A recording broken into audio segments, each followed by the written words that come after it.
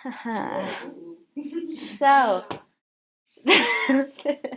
the study is called The Effects of Yoga on Heart Rate Variability and Depressive Symptoms in Women, and it was a randomized control trial, and these are the researchers.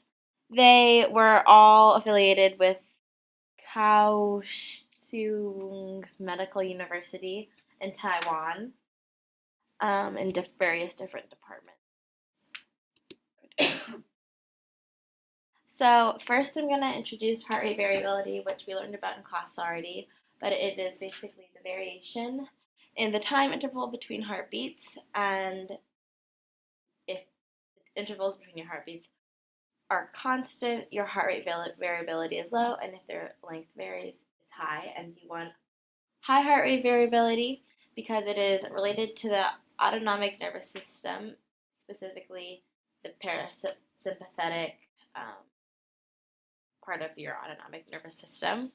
And what high heart rate variability means is that your breathing patterns are deeper and longer compared to your baseline, because when you breathe deeply, that means that you're not stressed and you have a positive emotional base. And related to exercise, high heart rate variability means that your body recovered from that exercise and that your mind recovered from that exercise too.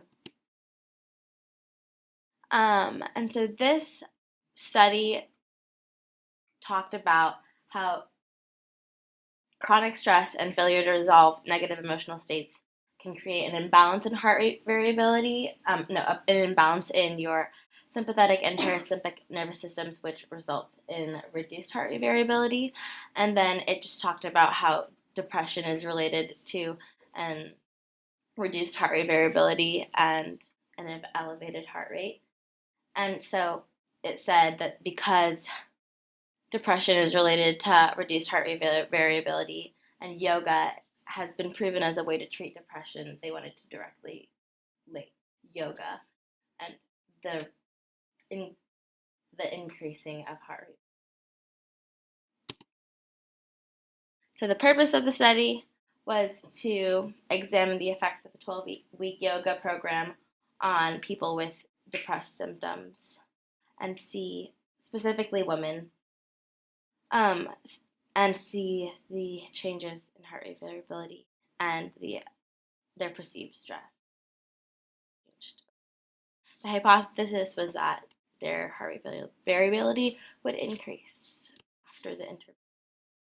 The participants were women aged 18 to 50, and they needed to have at least mild to moderate depressive symptoms after taking the Beck depression. Bless you. And they needed to have sedentary lifestyles, could not be involved in yoga practices, and couldn't be taking any medication that they hadn't taken before the study. So they had, I think, 4 people who had major depression, and they were clearly already on medication for that, so they could stay on this. The method was they took an ECG recording of the woman's heart rate variability at week 0 and week 12, and measured the persistence of the Beck scale. The yoga group met twice a week for an hour and practiced all pranayama, asanas, and savasana, like light meditation. And the control group did nothing.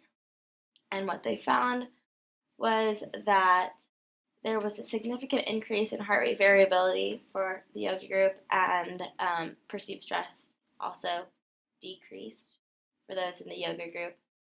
And obviously nothing changed in the control group.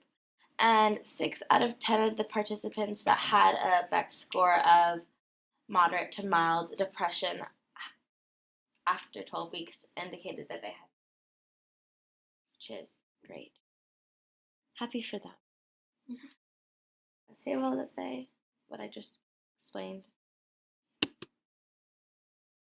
And a few, discussion is that the yoga showed the same results as pharmaceutical treatments and psychotherapy for depressive symptoms. And a few limitations that the researchers brought up was that there was a very small sample size because a few people dropped out and only 4 participants had severe depression. Breathing was not controlled, and there was a possible placebo effect of yoga action. The conclusion is that the 12-week yoga program met twice a week for 60 minutes is good. Lower depressive symptoms, increased heart rate variability. The end. Yeah. Thank you. Yeah, the dogs.